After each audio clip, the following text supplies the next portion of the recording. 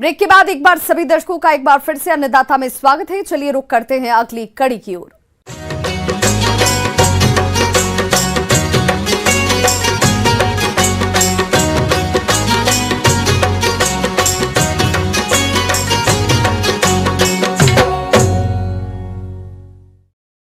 अपने राज्य में जिन किसान भाइयों के पास सिंचाई जल की उपलब्धता है वह इस समय अरबी की खेती कर अच्छी आय प्राप्त कर सकते हैं।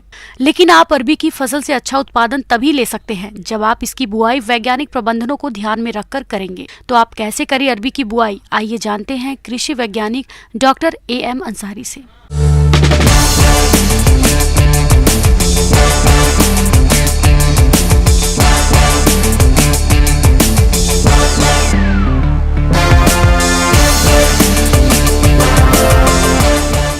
किसान भाइयों, आमतौर पर आप देखते हैं कि अगर आप अरवी की पैदावार बरसात के शुरुआती दिनों में ले लें, यानी आपका अरवी का जो उत्पाद हो, जो कोड़ाई का समय हो, अगर जुलाई अगस्त हो तो आपको बहुत अच्छा इसका मूल्य मिलता है।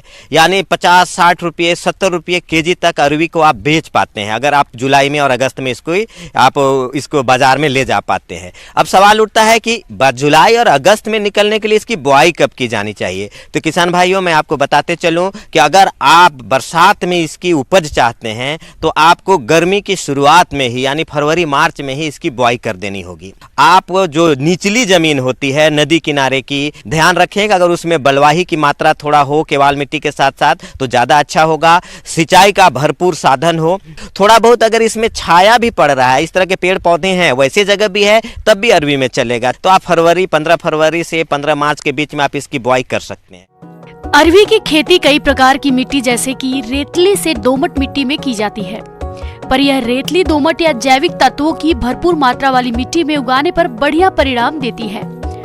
कम उपजाऊ और नमी वाली मिट्टी इसकी पैदावार को कम कर देती है। अरवी की खेती के लिए जमीन को अच्छी तरह से तैयार करें। खेत को भुरभुरा करने के लिए बिजाई से पहले खेत की 2 से 3 बार जुताई करें और उसके बाद पाटा लगाकर खेत को समतल कर लें। साथ ही अंतिम जुताई के समय गोबर की खाद खेत में मिला दें। मैं बताते चलूं कि ज़्यादातर इलाके में इसकी स्थानीय किस्में बहुत सारी हैं।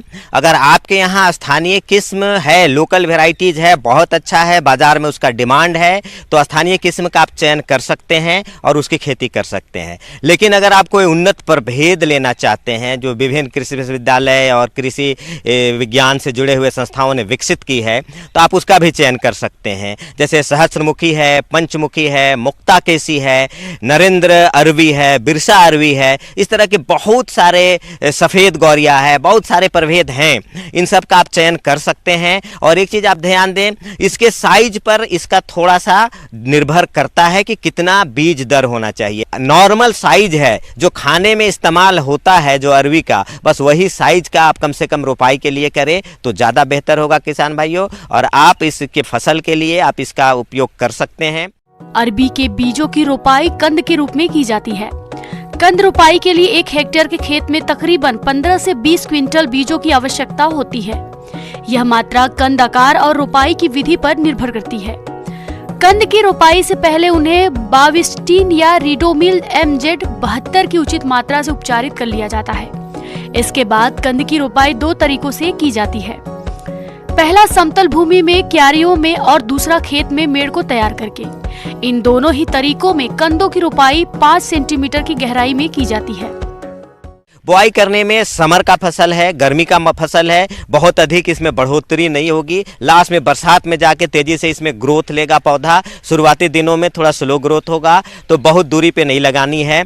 आमतौर पर 50 से 60 सेंटीमीटर कतार से कतार की दूरी रखें। पौधे से पौधे 25 सेंटी से 30 सेंटीमीटर की दूरी पे आप रखें। अब है कि इसे समतल जमीन पे बुआई नहीं करनी है, थोड़ी नाली बना के जगह के हिसाब से आप देख लें किस तरह का है। थोड़ी ऊपरी ज़मीन पे कर रहे हैं तो आप 1 फीट गहरी नाली कर लें। अगर आप थोड़ी लो ज़मीन पे कर रहे हैं, निचली ज़मीन पे कर रहे हैं, तो आप आधा फीट की गहराई कर लें। अब देख लें, अगर बलुआही टाइप की मिट्टी है तो 1 फीट कम से कम गहराई करके और उस नाली पे आप इसकी बुआई करेंगे।